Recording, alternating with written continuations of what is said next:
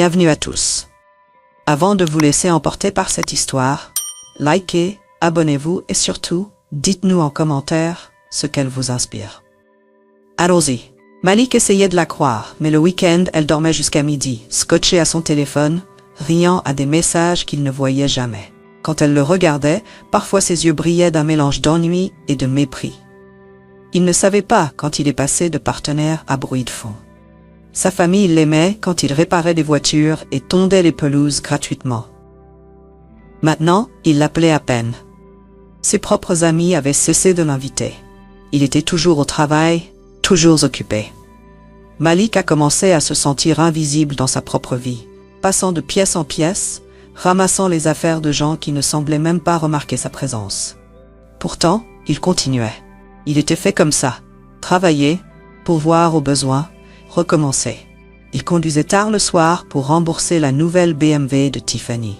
Il couvrait les frais d'hôpital de sa mère sans un mot. Quand André a eu besoin d'un appareil dentaire, Malik a vendu sa vieille collection de bandes dessinées d'enfance, son dernier lien avec des jours plus simples. La fête était l'idée de Tiffany. Elle était devenue associée principale, la plus jeune femme noire du cabinet. Une véritable réussite. Malik était fier, sincèrement. Il écoutait pendant qu'elle planifiait chaque détail. Le lieu sur le toit à Buckhead, les traiteurs, les cocktails signature, même le quatuor à cordes. Malik faisait les comptes en silence, puis réglait discrètement chaque facture. Il a vendu sa moto customisée, celle qu'il avait passé des années à restaurer, pour couvrir la dernière facture. La nuit de la fête était chaude et humide. L'air bourdonnait de cigales. Malik a mis son meilleur costume, repassé et propre, et a essayé de s'adapter à l'énergie de Tiffany. Elle était magnifique, royale, puissante, déjà à moitié partie dans sa nouvelle vie. André était à une soirée pyjama chez un ami, alors Malik a conduit Tiffany jusqu'à la voiture, lui tenant la porte comme toujours. Sur le toit, la ville scintillait. Tiffany a été immédiatement engloutie par ses amis et collègues. Malik rôdait en marge, lui remplissant son verre, ajustant les chaises, donnant un pourboire au voiturier.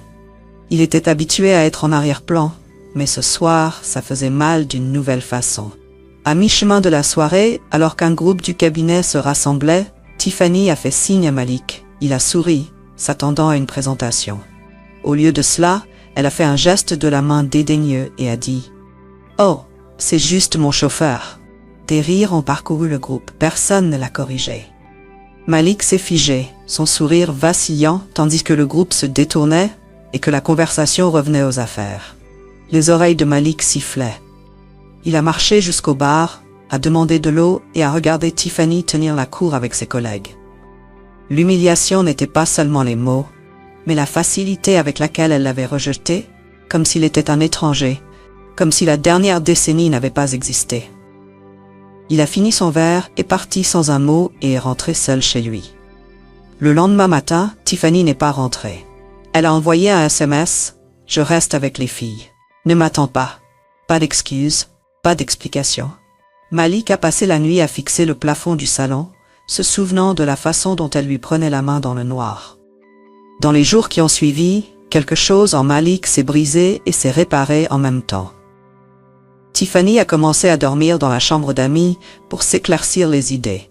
Elle lui parlait à peine, sauf si elle avait besoin de quelque chose. De l'argent, un trajet à l'aéroport, quelqu'un pour aller chercher le nettoyage à sec. Sa famille l'a ignoré. Leur fils a commencé à imiter son attitude, levant les yeux au ciel quand Malik lui posait des questions sur ses devoirs. C'était comme vivre avec des étrangers dans sa propre maison. André est devenu froid, parfois cinglant. Pourquoi tu ne fais pas quelque chose de réel pour une fois? Les amis de Malik ont cessé d'appeler. Même les gens qui l'avaient aidé, des voisins pour qui il réparait des voitures, agissaient comme s'il était contagieux. Malik n'a pas discuté. Il a laissé tout ça le traverser comme la pluie. Il a continué à conduire, à payer les factures, à être là pour une famille qui semblait se dissoudre devant ses yeux. Mais la nuit, il a commencé à comploter. Pas pour la vengeance, pas encore, mais pour une porte de sortie. Il s'est souvenu de la façon dont sa mère se débrouillait. Comment elle avait toujours un plan de secours. Malik a commencé à faire des recherches sur les programmes pour vétérans, les subventions aux entreprises, les prêts aux petites entreprises. Il a lu tout ce qu'il pouvait trouver sur les ateliers automobiles personnalisés, les entreprises de restauration et la scène des voitures classiques d'Atlanta. Il a postulé à un programme de mentorat pour vétérans dirigé par un entrepreneur local. Et à sa surprise, il a été accepté. Il n'a pas dit à Tiffany. Il y allait juste pendant ses pauses déjeuner, les soirs tard, chaque fois qu'il le pouvait. Il a absorbé les conseils, pris des notes, élaboré un plan. Il a pris plus de quart de conduite, économisant discrètement chaque dollar supplémentaire. Il a vendu sa police d'assurance vie, encaissé le reste de ses économies, mis en gage sa montre en or. Chaque semaine, il mettait de l'argent de côté sur un compte séparé. Un que Tiffany ne connaissait pas.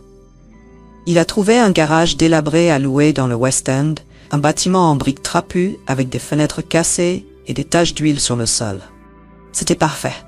Il a signé le bail en utilisant son argent économisé et un petit prêt du programme des vétérans.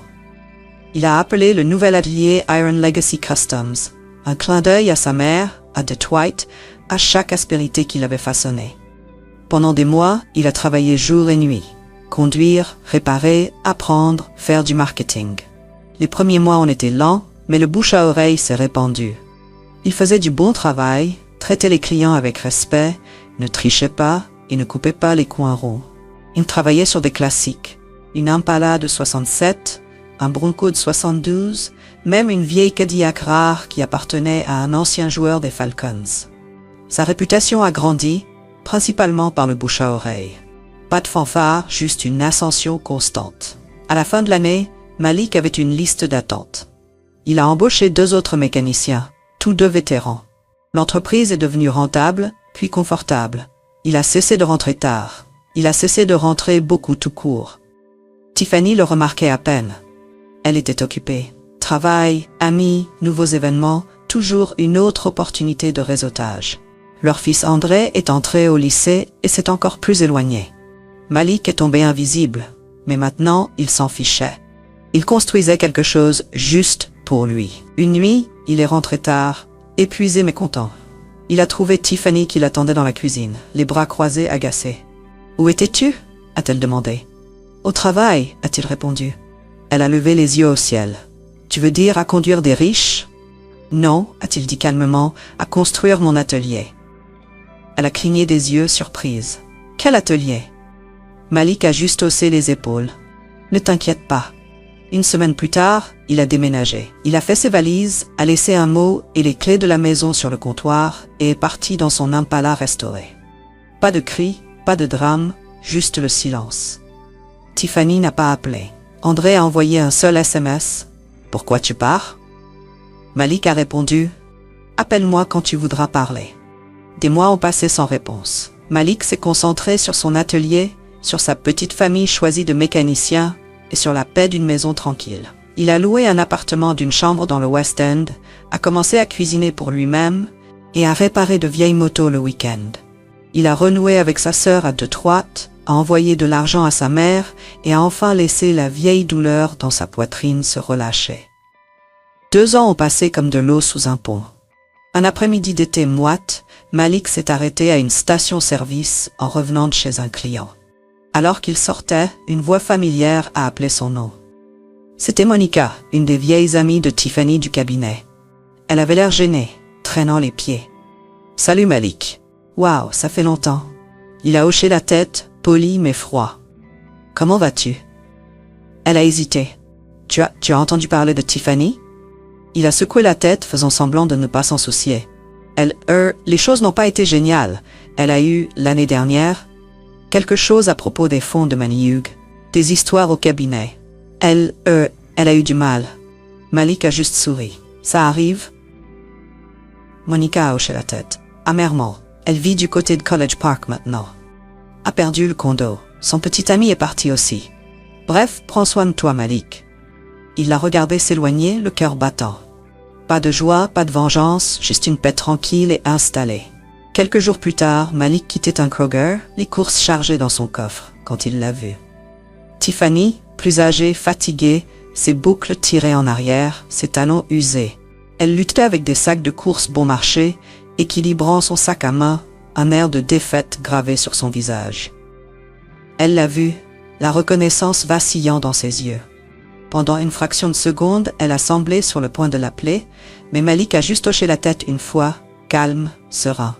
Il s'est glissé dans son Impala, a démarré le moteur et l'a dépassé sans un mot. Il n'a pas regardé en arrière. Cette nuit-là, il s'est assis sur son balcon d'appartement, une bière à la main, regardant le soleil se coucher sur le West End. Le monde était plus calme maintenant. Il n'avait pas de femme, ni les fêtes élégantes, ni même les éloges d'un fils qui lui avait tourné le dos. Mais il se possédait, une entreprise florissante, une vie construite sur un travail acharné et une dignité inébranlable. Il n'a jamais élevé la voix, il n'a jamais cherché la vengeance. Il a juste pris sa douleur, l'a portée en avant et en a construit quelque chose de solide. Tiffany, sa famille, même André, ils ont tous disparu comme la brume, laissant Malik dans le soleil de sa propre paix. Quand les gens parlaient de karma, ils imaginaient des éclairs et une justice publique. Malik savait mieux. Le vrai karma était lent, privé et silencieux. C'était un homme conduisant sa propre voiture sur sa propre route.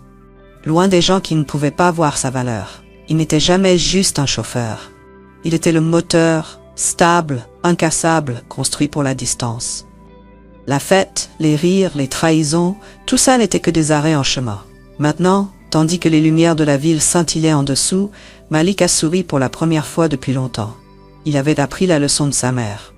Finalement, construisez votre paix. Laissez le monde vous courir après. Si vous avez apprécié cette histoire, n'hésitez pas à liker, commenter et partager cette vidéo avec vos amis. Abonnez-vous et activez la cloche de notification pour ne jamais manquer la publication d'une histoire puissante.